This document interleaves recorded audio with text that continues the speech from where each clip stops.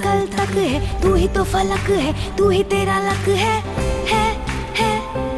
इस पल में जियो, वक्त को जाने ना तो, अब दिल में जो आग है उसे बढ़ जाने दो। तेरी शान की पहचान हो, कुछ ऐसा कर दिखाना कि नाना लेगा ये जमाना, तेरा नाम लेगा ये जमाना।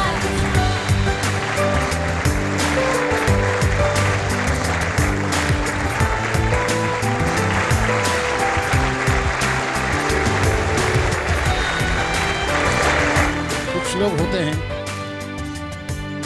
जो सिर्फ लेते हैं, देते नहीं। और कुछ लोग होते हैं कुछ लेते हैं और कुछ देते हैं।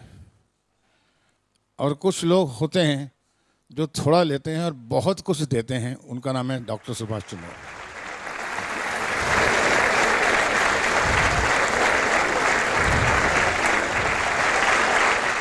We all know his stories.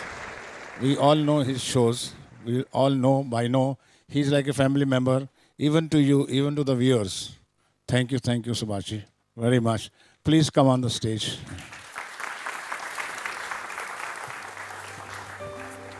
Thank you, sir. Thank you, sir. Thank you. आज हम बात करने जा रहे हैं MBA वर्सेस माने बद्दू आवे छे। MBA versus entrepreneur. बहुत से लोगों को और ख़ासकर आज के युवाओं को, और जो आप घर में बैठे मेरा शो देख रहे हैं, आप सबको भी मैं कहना चाहूँगा कि बहुत से लोग हमारे देश में मैनेजमेंट ऑफ बिजनेस एडमिनिस्ट्रेशन करने का अर्थ समझ जाते हैं कि जहाँ MBA अगर कर लिया तो बहुत बड़ा बिजनेसमैन मैं बन सकूँगा या बन सकूँगी। आज हम चर्चा डिस्कशन करेंगे, क्या ये सच है कि MBA करने के बाद आप सक्सेसफुल, ना सक्सेसफुल की तो बात की है, लेकिन क्या बनते हैं MBA के बाद, इस पे चर्चा करेंगे। चलिए देखते हैं क्या कहते हैं हमारा प्रिपरेशन। जॉब इसीलिए कर रही हूँ क्योंकि इसमें कोई कैपिटल नहीं चाहिए होता है। जैसे बिजनेस में आपको अगर इन्वेस्ट करना हो, you need a lot of capital in the initial stages. Starting में तो काफ़ी इन्वेस्टमेंट मांगता है, बट एक बार आपने शुरू में मेहनत की, आपका बिजनेस सेट हो गया, तो फिर आपकी अर्निंग भी 3-4 टाइम्स हो जाती है। आपको मंथली सैलरी मिलती है, जो कि कम इन्वेस्टमेंट में एक अमाउंट पाना monthly, it's quite beneficial as compare to a business. Job छोड़ के अब मेरा खुद का बिजनेस है, मैं खुद की मालकिन हूँ, मैं डिसाइड कर सकती हूँ कि कौन मेरा क्लाइंट रहेगा, कौन नहीं रहेगा। जॉब्स के बेनिफिट्स यही है कि पहली बात सिक्योर्ड है, जॉब सिक्योर्ड होती है। बिजनेस में थोड़ा सा रिस्क होता है।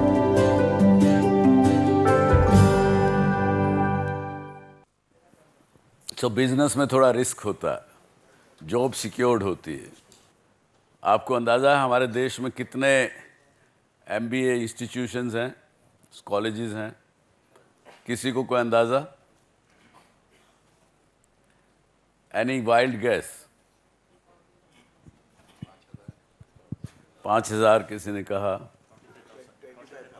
हाँ 25,000, 7,000। We have 55,000 colleges in India who give you MBA degree. 55,000। और हर साल एवरेज में 100 लड़के लड़कियां इन कॉलेजेस से निकलते हैं, यानी 5.5 लाख MBA करके लोग हर साल जॉब मार्केट में आते हैं। पर आज का विषय क्या? MBA versus entrepreneurship. क्या MBA बनना मतलब एंटरप्रेन्योर बन गए क्या? आपका क्या सोचना है? I think that MBA value add करना सिखाता है और एंटरप्रेन्योरशिप एक वैल्यू क्रिएट करना सिखाता है. That's a very good answer, very good answer. क्या नाम है आपका? सौरभ पुराणिक. हाँ, सौरभ पुराणिक. वैल्यू ऐड करना वर्सेस वैल्यू क्रिएट करना, that is the difference. Good Saurabh. Entrepreneurship is about living your dreams and passion, following your passion, and MBA teaches you how to get job and employment. So this is the major difference I find. So what she is saying is a good, very good differentiation between an MBA and an entrepreneur. अगर एक line में कहें तो एक तो है job seeker, नौकरी मांगता है, और दूसरा एंटरप्रेन्योर जो है वो जॉब क्रिएटर है. ये फर्क है दोनों में, MBA में और एंटरप्रेन्योर में. Do you agree? तो चलिए इसको देख के आगे चलते हैं. आज मैंने जो बात की 5500 कॉलेजेस की, उसमें से अगर 20 या 30 या मैक्सिमम 50 कॉलेजेस छोड़ दें जो कि 100% प्लेसमेंट, जॉब प्लेसमेंट कर देते हैं, लेकिन बाकी जो हैं 5450, वहाँ से निकल के मैंने यहाँ तक देखा है लड़के लड़कियाँ सरकारी जॉब में क्लार्क बनने के लिए भी लाइन में क्यों लगा के खड़े होते हैं. क्लार्क की भी नौकरी नहीं मिलती है. तो ये स्थिति है. पर मैं ये नहीं कहूँगा कि MBA आप आगे करिए मत. MBA करना मैं समझता हूँ कि इट टीचेस यू कैसे एनालाइज करो, कैसे रिस्क फैक्टर एनालाइज करो, किस प्रकार से आप, बल्कि ज़्यादातर वो डूज एंड डोंट्स वाली कहानी बताते हैं, लेकिन जो रिस्क लेने की कैपेबिलिटीज़ है वो शायद मार देते हैं. सो अब इसके साथ जितने हमारे यहाँ पढ़ रहे हैं वो तो है ही हैं. कम से कम 20 से 25,000 स्टूडेंट्स हिंदुस्तान से विदेशों में भी पढ़ने जाते हैं. बिजनेस की कुछ ना कुछ डिग्री करने, कुछ ना कुछ चीज़ करने एडिशनली जाते हैं. मुझे नहीं पता क्यों जाते हैं, पर लेकिन जाते हैं. पर वो कहते हैं कि वहाँ पे शायद प्रैक्टिकल ट्रेनिंग ज़्यादा है, प्रैक्टिकल एस्पेक्ट ज़्यादा सिखाया जाता है. और यहाँ की तो हालत ये है कि MBA कॉलेज में मेरे एक साथी है, हमारे साथ काम करती है. उन्होंने कहा सर मैं जब एडमिशन लेने गई MBA कॉलेज में तो मेरे से जब पूछा गया कि भाई किस लिए MBA करना चाहते हो, उन्होंने कहा जी मैं एंटरप्रेन्योर बनना चाहती हूँ. तो interviewer was not happy. They want you to become a job seeker, they don't want you to become a job creator. तो ये विडंबना है हमारी. लेकिन फिर भी MBA करने के बाद मैं कहता हूं कि मैं अगर काश मैं भी MBA किया होता, या तो आगे नहीं बढ़ पाता, पर अगर इस स्थिति में सोचता हूं तो कहता हूं यार MBA अगर किया होता तो मैं भी शायद मैं बेटर मैनेजमेंट डिसीजन ले सकता था. लेकिन सब कुछ एनालिसिस करने के बाद मेरा तजुर्बा तो मुझे ये कहता है कि MBA इज़ लाइक, किससे एग्जांपल लेंगे आप? केक हम खरीदते हैं, खाते हैं, बर्थडे पे भी काटते हैं, केक काटते हैं, सब कुछ करते हैं.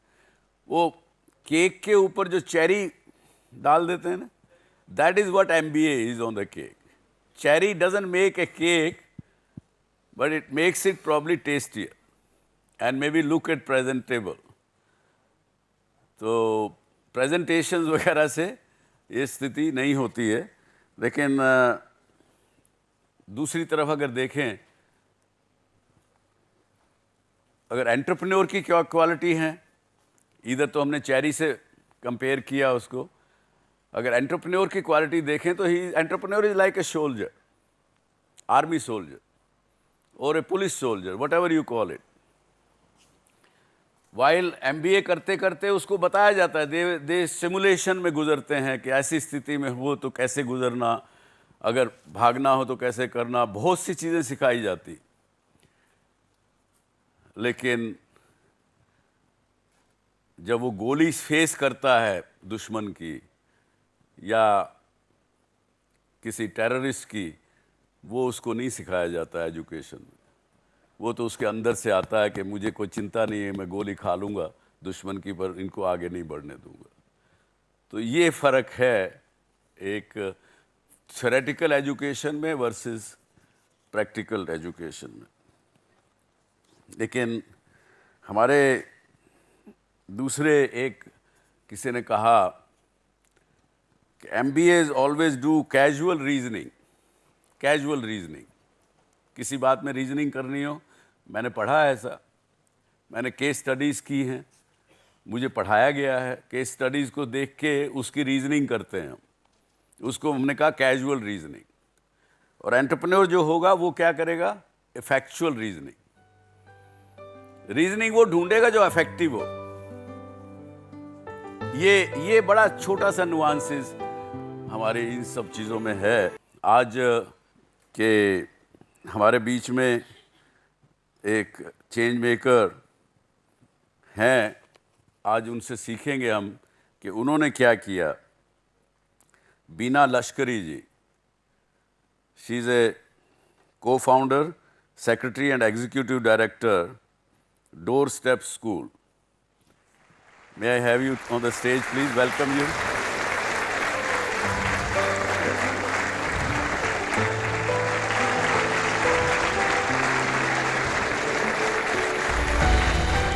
हालांकि इनके बारे में अभी हम एक आपको दिखाएंगे, लेकिन सिंस 1989 बीना जी ने डोर स्टेप स्कूल एस्टैब्लिश किया।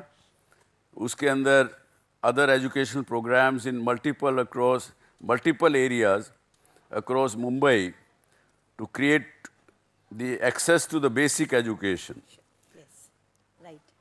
एंड क्या क्या सिखाया इन्होंने? बेसिक चीज़ें सिखाई हैं कि बच्चों को, स्ट्रीट के बच्चों को, कि अगर आप जा रहे हो, स्कूल में जा रहे हो, तो पहले बस का नंबर ज़रूर पढ़ना देखो, कोई कहीं गलत बस में ना चढ़ जाओ, कोई आपको गलत जगह ना ले जाए। क्या बहुत बेसिक चीज़ों से उन्होंने शुरुआत की है। ऐसे चेंज मेकर्स को हम सलाम करते हैं। देखिए इनके बारे में थोड़ी और डिटेल। शिक्षा दुनिया को बदलने का सबसे शक्तिशाली हथियार है।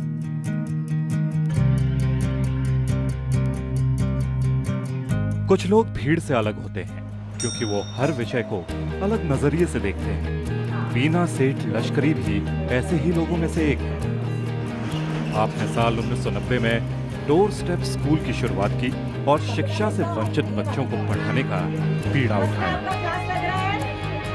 डोर स्टेप स्कूल के जरिए बीना ने उन बच्चों तक पहुंचने की कोशिश की जो आर्थिक तंगहाली के कारण स्कूल में दाखिला नहीं ले पाते। मेरा सबसे बड़ा उद्देश्य है कि बच्चों को पहले एक लाइफ को गोल दो और उसके बाद वो अपने आप अपनी लाइफ आगे लेके जाएगा। सो मुझे लग रहा है कि एजुकेशन से जो हम दे पा रहे हैं वो चाहे वो हम और किसी चीज से नहीं दे पाते थे। बीना ने प्रयास किया और उनकी इस मुहिम से कई लोगों के घरों तक शिक्षा की रोशनी पहुंची। अपनी इस मुहिम का विस्तार करते हुए साल 1998 में आपने बस सेवा शुरू की जिसका नाम स्कूल ऑन व्हील्स रखा गया। इस योजना का मकसद उन बच्चों को शिक्षित करना था जो बेघर। लाइफ का एक गोल है कि जो बच्चे शिक्षण में नहीं जा रहे हैं और जो बच्चे पढ़ाई नहीं कर पा रहे हैं, ऐसे बच्चों तक पढ़ाई पहुंचाना और उसको पढ़ाई तक स्कूल में लाना। बीना से आप हमेशा कहती हैं कि हमें कभी अपनी क्षमता को कम नहीं आंकना चाहिए। हम चाहें तो कुछ भी कर सकते हैं।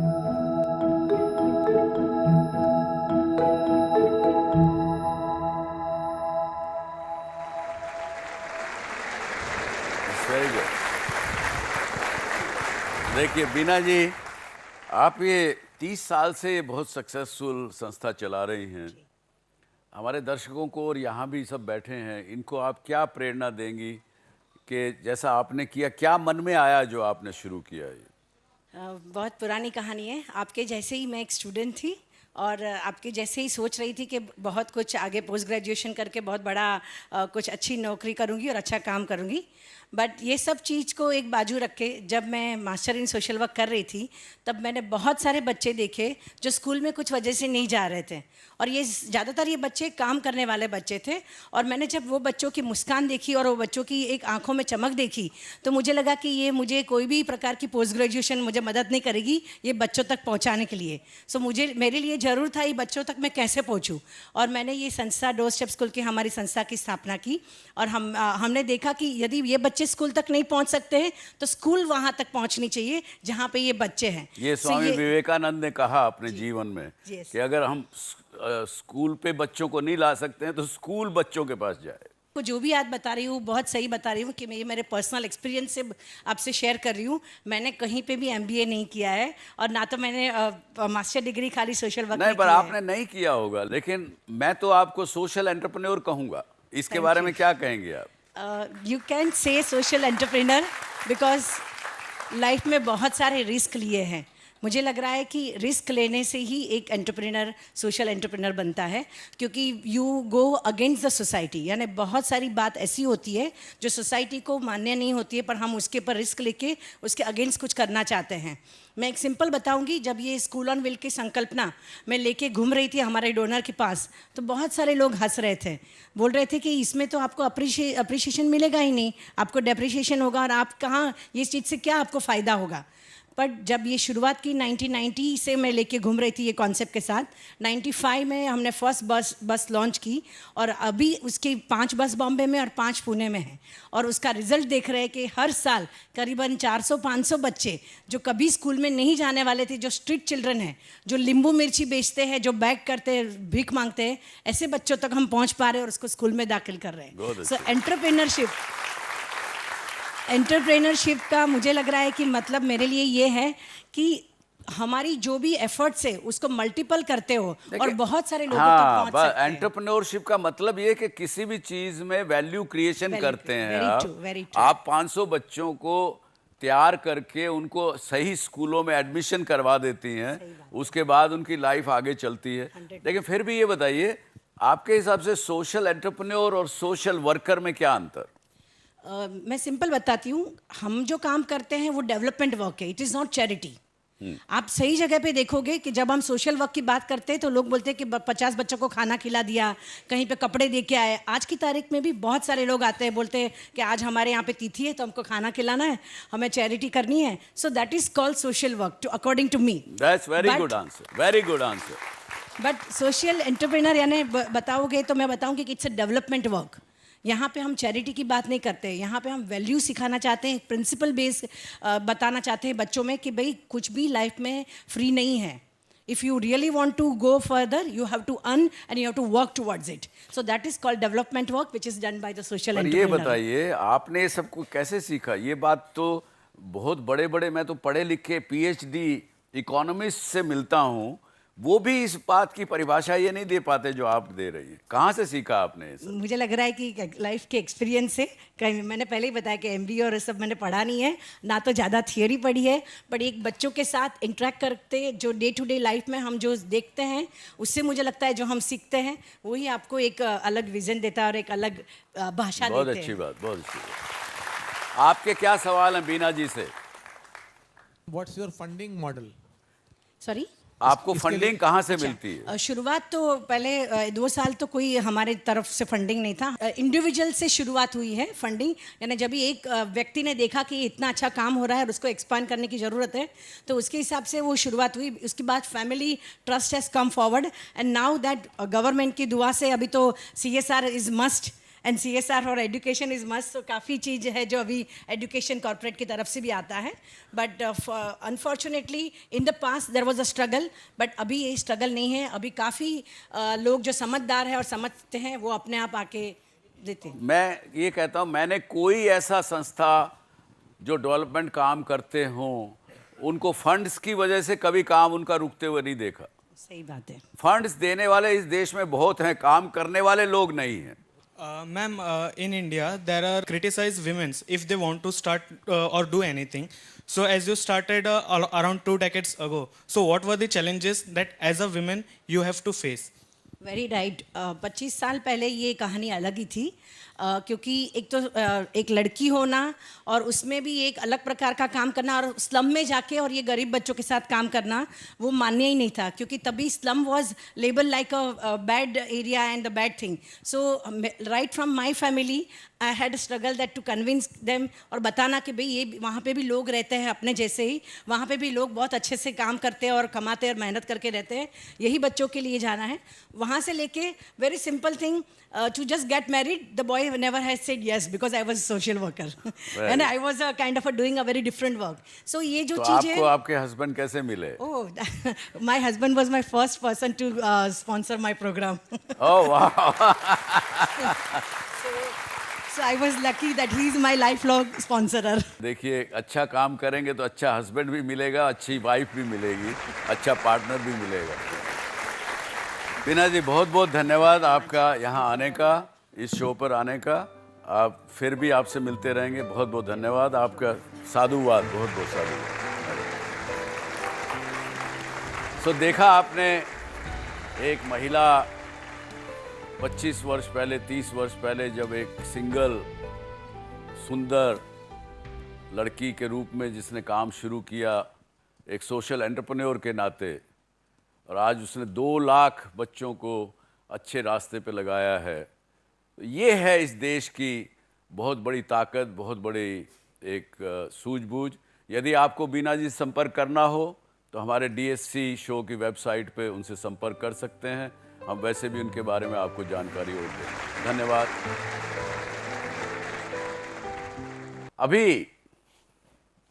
अभी बारी है जिस विषय को शायद आप लोग ज़्यादा जानना चाहें और जिस शख्स से आप लोग और बहुत ज़्यादा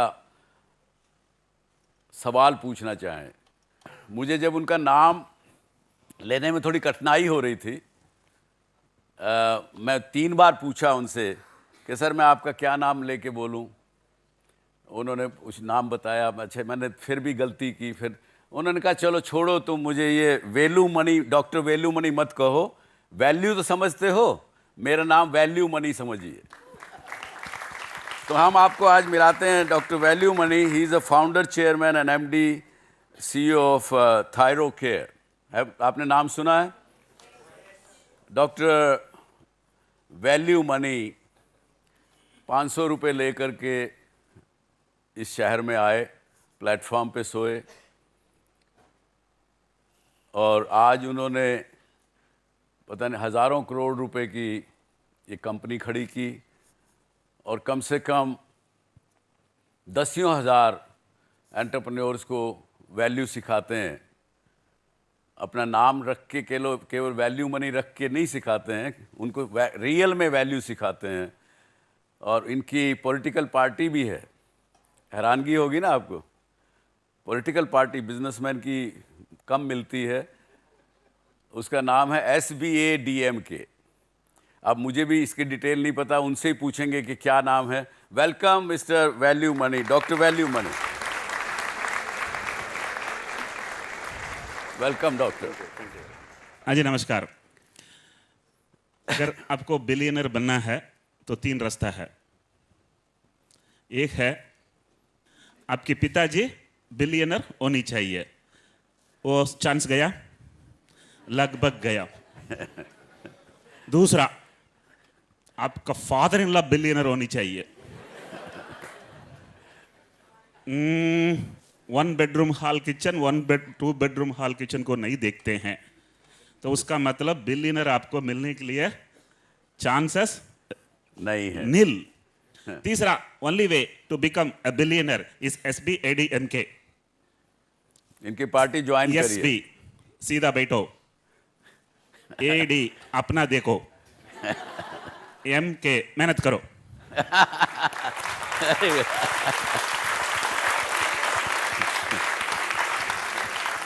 बहुत अच्छा डॉक्टर साहब, thank you very much for coming on to this show. जैसा मैं कहता हूँ आजकल कि डॉक्टर सुभाष चंद्रा एक अपने केवल एक्सपीरियंस ही शेयर करता है, लेकिन इस देश में हज़ारों लाखों मोटिवेटर्स हैं. इसलिए हमने तय किया कि इस शो में मोटिवेटर्स कोई ना कोई अच्छे हम लाएंगे. He is one of those motivators. How do you motivate youth and what do you do? Can you tell us doctor? मैं तो सच बोलता हूँ. वो तो अपने आप अच्छे लग जाते हैं। तो मैं कहाँ से आया हूँ वो बताता हूँ। मैं गांव से आया हूँ और मेरा पिताजी लैंडलेस फार्मर था, मेरा पॉवर्टी था। तो लकी लैंडलेस कैसे फार्मर हो गया? ऐसा तो खेती काम करना आते लेकिन खेती नहीं है, एग्रीकल्चरल कूली। खेती में काम करने वाला, मजदूरी करने वाला आदमी। जी जी। तो success in life is delta.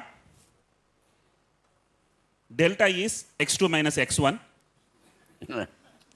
x1 was where you were and x2 is where you are. And if x1 was 0, do you have anything to lose? Nothing. You have nothing Lucky to are lose. those who are born to poor because they have nothing to lose. There is no downside for a poor. So this is what I believe. मैं गाँव जाता हूँ। तो आप ये क्या कहना चाहते हैं कि पुअर होना जरूरी है करोड़पति बनने के लिए? सुनिएगा, जो नीचे नहीं बैठा वो ऊपर नहीं आ सकता है। ये बहुत अच्छी बात, बिल्कुल अच्छा कहा आपने। तो अगर आप बड़ा धनवान के बेटा भी हो, एक बार एक काम करो, कंगाल हो जाओ।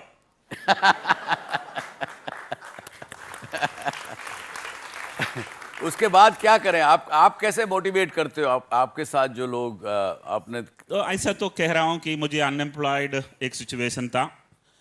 जब भी मैं समझाता हूं, मैं बोलता हूं अनफॉर्चुनेटली मेरे लिए कोई कोयम्बतूर में काम नहीं दिया। सॉरी, फॉर्चुनेटली कोई मुझे कोयम्बतूर में काम नहीं दिया। हाँ। एक काम दिया, वो कंपनी भी फॉर्चुनेटली 4 साल में बंद हो गया। मुंबई आया, फॉर्चुनेटली मुझे रिसीव करने के लिए कोई नहीं था। मैं वीटी रेलवे प्लेटफॉर्म में 3 दिन सोया था। मुझे एक सरकार नौकरी मिला, फॉर्चुनेटली मैं उसको भी छोड़ दिया।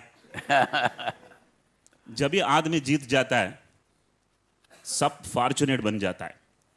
वेरी गुड, बहुत अच्छा कहा आपने। तो मैं ये समझाता हूँ, लोगों को समझ में आ जाता है। तो ये जिंदगी में 2 ही चीज होती है, एक सिक्योरिटी, दूसरा prosperity. There is nothing known as secured prosperity. MBA gives you security and risk taking gives you prosperity. So I always tell people, romance with risk. उल्टा बात समझना। Romance with risk. The biggest is the risk. The biggest is the outcome.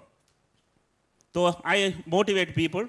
मैं सरकार नौकरी छोड़ा और 2 लाख रुपया provident fund मिला और उसमें इन्वेस्ट किया। आज थायरोकेयर की नेशनल स्टॉक एक्सचेंज में मार्केट कैप है 4000 करोड़। बहुत अच्छे।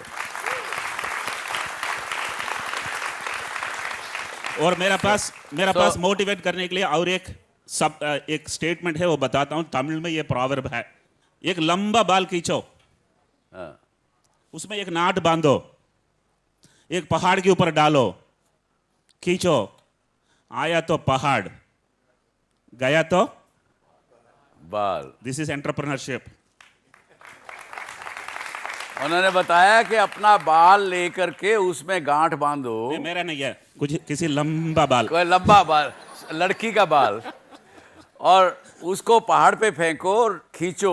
अगर पहाड़ नीचे आ गया तो बहुत अच्छी बात, नहीं तो क्या गया, केवल एक सर का बाल, फिर उग जाएगा। चलिए, I am sure you would want to ask lot of question to doctor Velumani. Yes. My question is, how did this idea came to you of ThyroCare? I mean, why specifically ThyroCare? Ideas are like sperms. Oh my. Millions come. Only one works.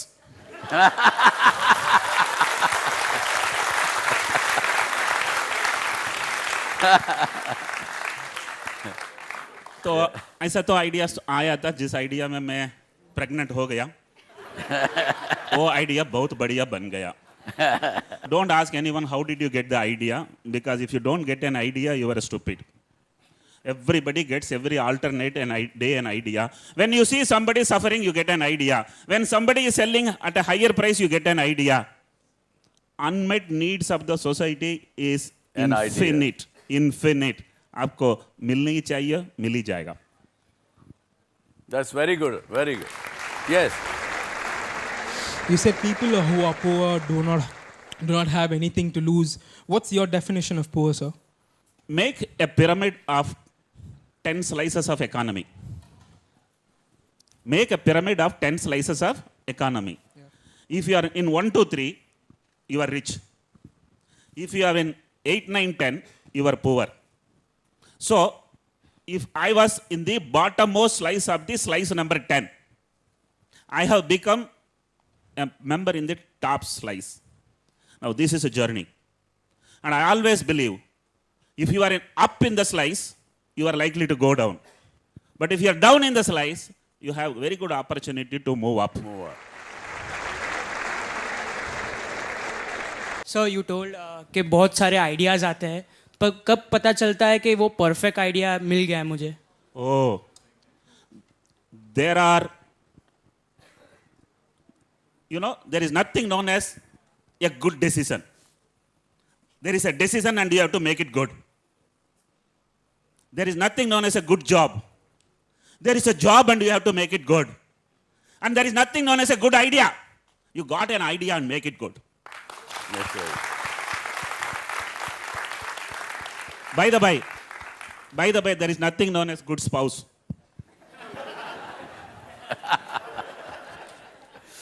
Doctor, though you have not done MBA, nor your wife has done, but you have 700 employees in your company. You must have MBAs in that. Yes. I could not buy an engineering application form because that was a 5-year course my father could not afford. Today Yeah. I have 120 engineers working under me. Yeah, very good. I didn't do medicine. Today we have around dozens of medical doctors working under me. And MBAs, जैसा आपने बोला 55,000 engineering colleges हैं, तो बहुत सारे MBAs हैं. In fact, it's very difficult to avoid an MBA inside a company. Gate खोला था MBA अंदर आते हैं. But let me also explain you. I have 1,000 employees. For all 1,000 employees, I am the first employer. Right. Oh wow. So they are the first time taking a job. Absolutely. Somewhere. That's wonderful. So you give only job to the freshers. You know why? जब ये मेरा BSc मेरा खत्म हुआ 1978 में 50 interview में मैं fail हुआ था. सभी लोग यही पूछा, डू यू हैव एक्सपीरियंस? तभी मैंने डिसीजन लिया, अगर मैं ये कंपनी खोलूंगा सिर्फ फ्रेशर को ही लूंगा. Very good. That means I don't stand any chance to make application. Absolutely not, because I can't have an employee above me, my age. Mean age of the company is 24 years. Mind you, an organization which 21 years old has mean age 24 years. I'm pretty sure G also has 26, 27 mean age. Yes, 27 already. Yes. Any other question from all of you? Sir. Yes. So the question is, sir, would you actually recommend practical experience over and above academic qualifications? Experience is not something you need to have when you enter in an organization. Because the organization has its own products, its own services, its own culture. You literally can learn everything. Why I take freshers is it is easy to teach them rather than wasting time on unlearning what they have wrongly learned. Very well said. That's very good. So I don't think experience is something you really need to have, but once you have gone inside, you must learn very fast. You must learn before your neighbor learns, so that in the pyramid you are a slice above the neighbor. Very good. Academic qualification is not important. Experience also not important. Ability to focus is the most important. Very good. In my organization, we don't look at the qualifications at all seriously. But if somebody cannot focus, we can't retain them. The only single most powerful asset you can have is an ability to focus. You know, I want you people to go with 4 words in your mind. Focus, learn, grow, and enjoy. Please don't change the order. I see. Wonderful. Don't change the order also. Yes, because he will start enjoying first. So repeat again for my viewers sitting at home. Focus, Yes. learn, Yes. grow, Grow. and enjoy, and please don't change the order. All right. Very good. Wonderful. Now, what would you tell the viewers who are sitting in the corporate industry, corporates, entrepreneurs? Lot of people watch this show. उनके लिए क्या? What do's and don'ts you will tell? Like you have told today to the young people. Don't do business for money. You will not do it for too long. Don't start a business to sell it. It won't be worth somebody to buy it. It's very important you start a business to give employment. When you start looking employment as your core objective, आप कभी रुकेगा ही नहीं है. मेरे पास आज 1000 employees है. Recently किसी press वाले ने पूछा आपकी नेक्स्ट क्या आपकी प्लान है? 1 more 0. So keep on adding 1 more 0 if you are running a business.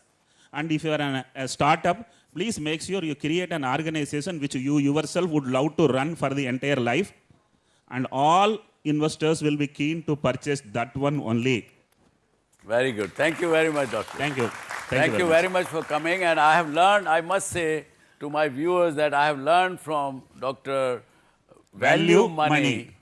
And I want to join his party very soon. Thank you very much. Thank you. Thank you very much for coming. So ये एक life का अलग perspective आपने हमने सबने सुना. मैंने भी सीखा. आई एम श्योर आपने भी इस बात से सीखा होगा आज. अब आपने क्या सीखा आज? कुछ 2-4 मैं सुनना चाहता हूँ आप में से कुछ लोगों को जिन्होंने आज के इस पिछले 1 घंटे में जो हम BA के WAS कर रहे थे उसमें क्या सीखा आपने?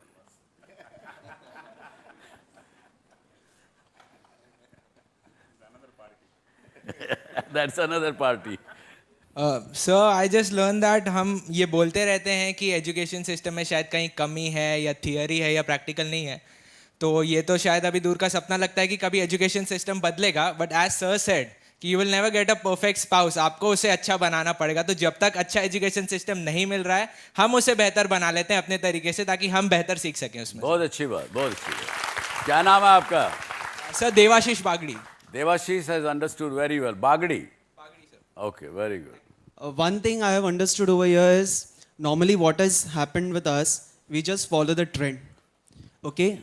Looking at the various personalities, we have understood that we should create our own trend. That is a new thing we need to start. That's the new thing I have understood from you. Very good, very good. Yes. अच्छी बात है. Yes.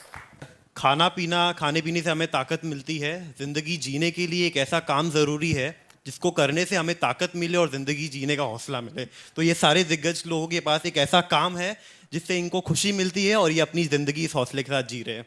That is what I have understood today. Okay, good. Yes.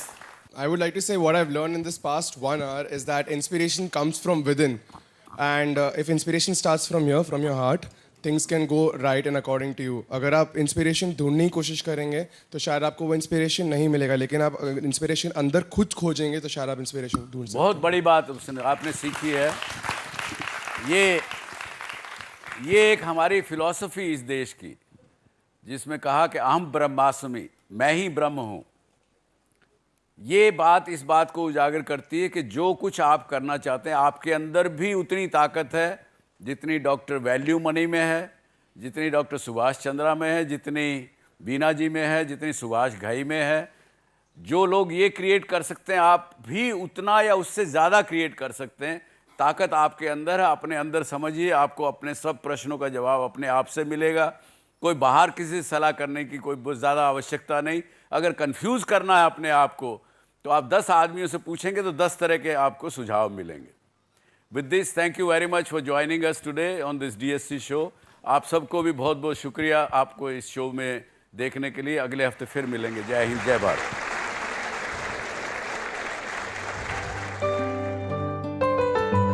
अगर आप भी doctor Subhash Chandra show में भाग लेना चाहते हैं या कोई सवाल पूछना चाहते हैं तो हमें ईमेल करें. hamaरा ईमेल आईडी है dsc@zmedia.slgroup.com या आप अपने सवाल हमें SMS भी कर सकते हैं. बस टाइप कीजिए DSC स्पेस अपना सवाल और भेज दीजिए 57575 पर.